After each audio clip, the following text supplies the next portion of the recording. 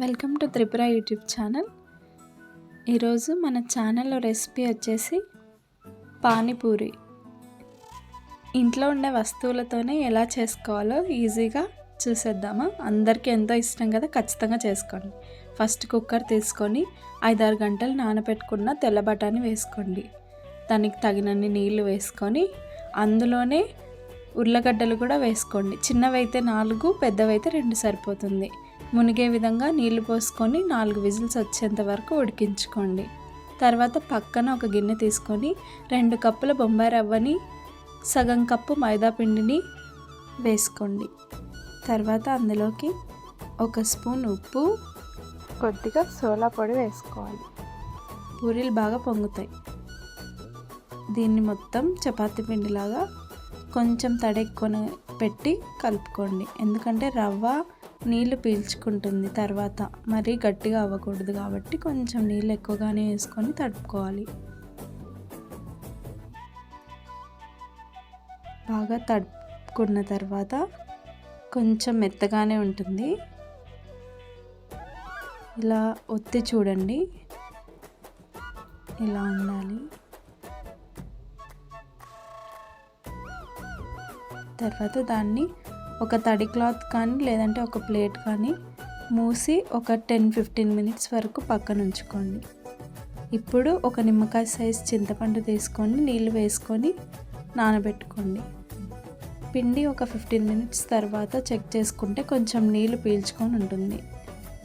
దాన్ని ఒక 3-4 ముద్దలుగా చేసుకొని ఇలా చపాతీలాగా ఆయిల్ మాత్రమే వేసుకొని రుద్దుకోవాలి. మరీ పల్చగా మరీ మందంగా ఉండకుండా మామూలుగా రుద్దుకోండి. ఓన్లీ ఆయిల్తోనే రుద్దుకోవాలి, ఎందుకంటే మళ్ళీ మనం పిండి వేస్తే నల్లగా అవుతాయి. ఇలా ఏదైనా చిన్న మూత లాంటిది తీసుకొని ఇలా రౌండ్గా ఒత్తుకోండి పూరీల కోసం. తర్వాత పక్కన ఉన్న మిగతా పిండిని మొత్తం వేరు చేసుకోండి. ఇప్పుడు పూరీలని నిదానంగా హై ఫ్లేమ్లో ఉన్న ఆయిల్లో వేసుకొని వేయించుకోండి. ఇలా మీరు అన్నీ ఒకేసారి వేయించుకోలేము అనుకుంటే ఒక 4 అలా వేయించుకోండి.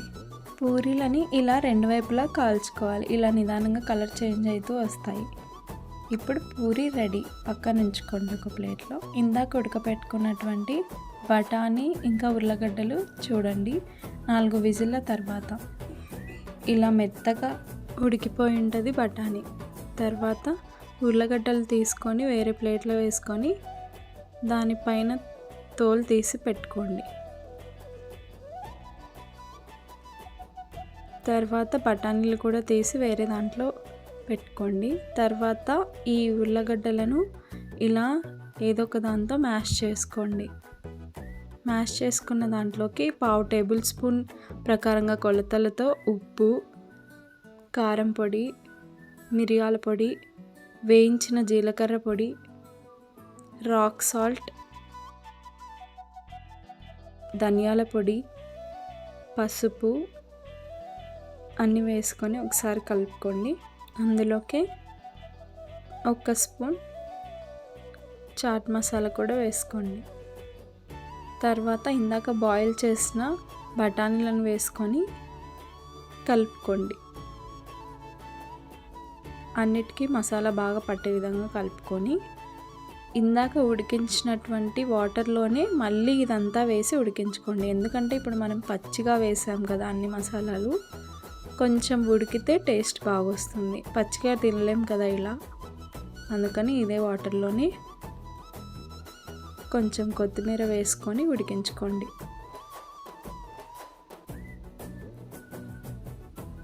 Curry ready. ఇప్పుడు పానీపూరిలోకి పానీ కోసం ఒక చిన్న కట్ట పుదీనా, చిన్న కట్ట కొత్తిమీర, 5-6 పచ్చిమిర్చి, చిన్న అల్లం తీసుకొని ఇలా మిక్సీకి వేసుకొని నీరు సపరేట్ చేసుకోండి. తర్వాత ఇందాకట్లాగే 1/2 టేబుల్ స్పూన్ కొలతలతో ఉప్పు, కారం, మిరియాల పొడి, వేయించిన జీలకర్ర,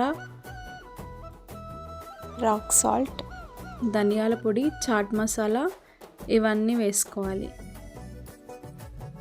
తర్వాత ఒకసారి కలుపుకొని ఇందాక నానబెట్టినటువంటి చింతపండు రసాన్ని వేరు చేసుకొని ఇలా కలుపుకోండి. తర్వాత టేస్ట్ సరిపోయిందో లేదో చెక్ చేసుకోండి, అంతే. Puri ready, curry ready, pani ready.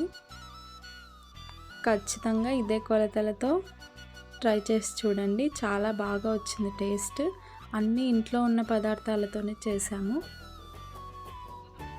అంతే, ఎంత చక్కగా ఎంత కలర్ఫుల్గా వచ్చాయో చూడండి పానీపూరి. టేస్ట్ కూడా చాలా బాగా కుదిరింది. ఇదే విధంగా మీరు కూడా ఖచ్చితంగా ట్రై చేసి చెప్పండి ఎలా వచ్చిందో. పానీపూరి ఎలానో అందరికీ ఇష్టం కాబట్టి ఖచ్చితంగా ట్రై చేస్తారని అనుకుంటున్నాను.